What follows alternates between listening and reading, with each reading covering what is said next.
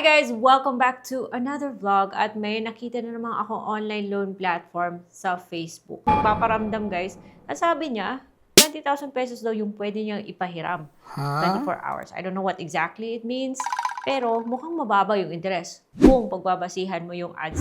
Pero guys, huwag kayo kaagad maniwala dito. Sinubukan ko yung loan app na to. Yung pangalan ay si Credi Pillar. At well, sinusubukan ko siya guys. Parang nade-deja vu ako kay Metacash at kay Credi Balance. Kaya huwag niyo munang i-download. Panoorin niyo na lang yung video na to guys. And keep watching.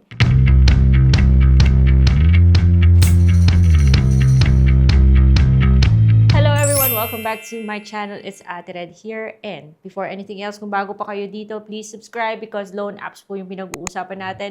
And my videos are not sponsored. It is based on my personal experience. So, wala po tayong OLA na pinopromote sa video na to. At wala rin akong OLA links dito, guys. Pero Shopee links meron. Ilan-ilan na sa inyo nagtatanong ano po yung microphone na gamit ko. And I'm using the DJI mic. Comes in this case. Ayan po, mga guys. Dalawa po yung kasama. At may mga accessories na rin siya. Transmit, yung receiver niya ay syempre nakakabit sa camera, no? Dahil nag-film ako. Ito naman ay, andito, nakaklip. Pwede rin siyang i-magnet kung bet nyo siyang i-magnet. Kailangan nyo ng microphone na maaasahan. Meron akong natag na tinag ko po siya. Makakasigurado kang legit yung i-check out mo kapag sa Shopee po siya, guys. So for this video, pag-usapan nga natin itong si Credi Pillar. Nakakaloka, guys. So huwag nyo munang i-download. At sabi pa, may isa pa siyang ad na sinasabing up to 500,000 daw yung pwede niyang ipahiram. Looks too good to be true. Kaya nga, sinubukan ko na muna siya para sa inyo. So ayun nga, nasa App Store lang po siya. Hindi nyo siya mada-download sa Google Play Store. Now, nade-deja vu ako nung naalala ko last time, sinubukan ko tong si Credi Balance. Parang si Metacash din. So, aggressive sila sa social media ha. And guys, yung natuklasan ko dito kay Credi Balance, parang hindi ko mahanap yung kanyang delete account option. Kaya nga guys, huwag niyo munang i-download. Ako na muna. At nakakagulat kasi parang basta nalilito ako kung sino ba talaga yung nagpapautang dito. Kasi nasa privacy policy ka, alam niyo yung page na kung saan pinapaalam niya kung ano-anong mga sisilipin niya sa cellphone niyo at kung ano-ano yung mga kailangan niya. Hindi ko mahanap yung name ng company na nagpapatakbo sa loan app na to. Kaya yun guys, that's red flag number 1. Kahit na doon sa listing site niya sa App Store. Developer name lang but that doesn't really say much about it being legit. So nung dinownload ko yung loan app na to, ayan na.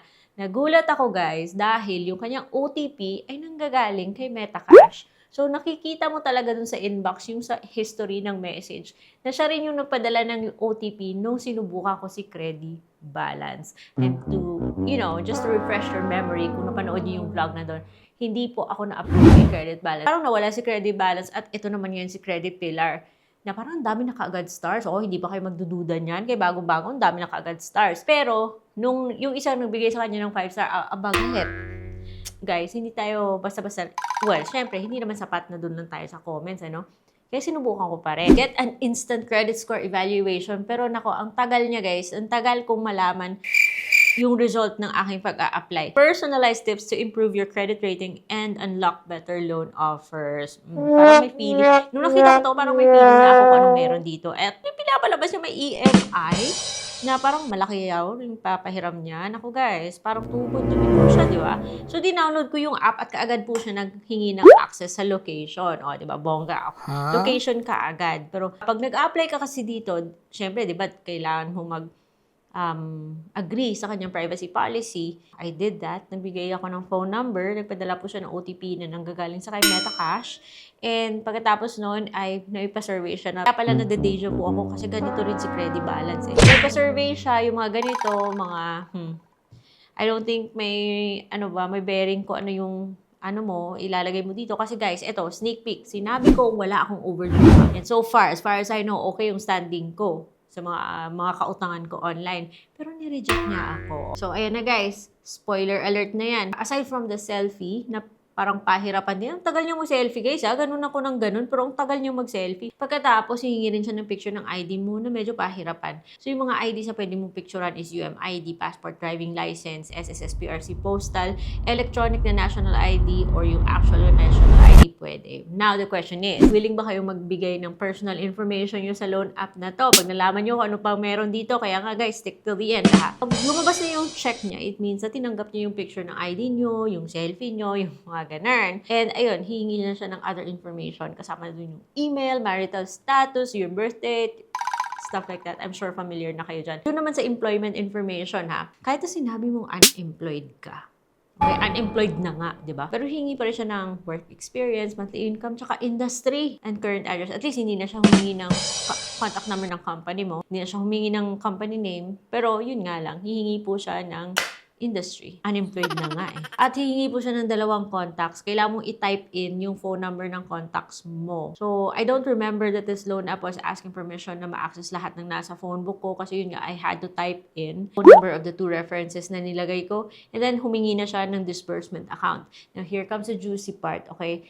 Buti na nga lang kasi yung binigay ko sa kanya is yung GrabPay, but you can also provide your GCash and your PayMaya. Pag bigay mo sa kanya ng GrabPay, magpapadala po siya ng OTP to confirm na ikaw daw yung may-ari ng GrabPay na yan. At least nalaman ko na hindi pa bound yung GrabPay ko sa any of the apps that's associated with this app. Okay, moving on. Pagkatapos nun, ayan, mga guys, processing na kaagad. Here comes the juicy and the scary part as well. The credit limit daw has been activated. Ano ba yan? So, your satisfaction is our motivation. Kaloka, tapos biglang lumabas. Fast track. Okay, so yung nagpapahiram dito is, akala ko ba si Credit Pillar yung may ad? Bakit nung napunta ako sa ganitong part, si fast track na under review. So, auto-submit po siya, guys, and that is not good. Naghintay ako matagal. Sobrang 1 oras. At nalaman ko na reject pala ako sa loan. Yes, Jai! Reject na reject at wala po ako natanggap sa aking GrabPay. Buti na lang. So, reject is reject and walang pumasok. Okay, at least now we know. Saka ko nalaman na hindi lang si Fast Track yung nagpro-provide ng kung ano-anong mga loan dyan. Meron din mga quick draw, on cash, parang online sugal yung itsura niya. Pero lumalabas pa yung 1.5. May 1.5 pa kunyari. Pero wala ka nang patutunguhan dyan. Hindi mo na yung makaklaim, hindi mo na yung ma-withdraw. Parang wala lang, design lang. So, nakakaloka guys. Auto-submit siya, buti na lang auto-reject din. Pero, ang dami kasi hindi natutuwa sa loan app na ito. Makikita mo naman yan dun sa, sa reviews section ng App Store. Pero guys, sana hindi nyo pa na-download yung loan app na to. At tinapos nyo talaga yung video. At least meron kayong walkthrough. Ano bang meron pag, pag pinakikialaman nyo yung app na to. Kaya pala nag-deja vu ako.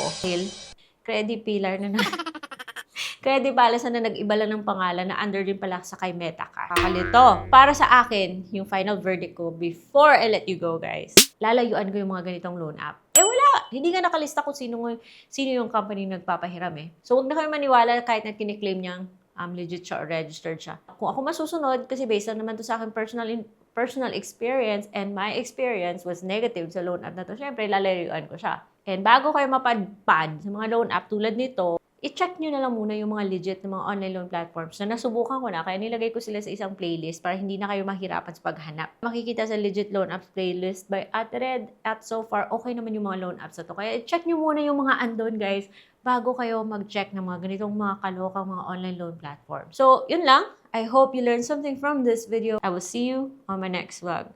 Bye-bye!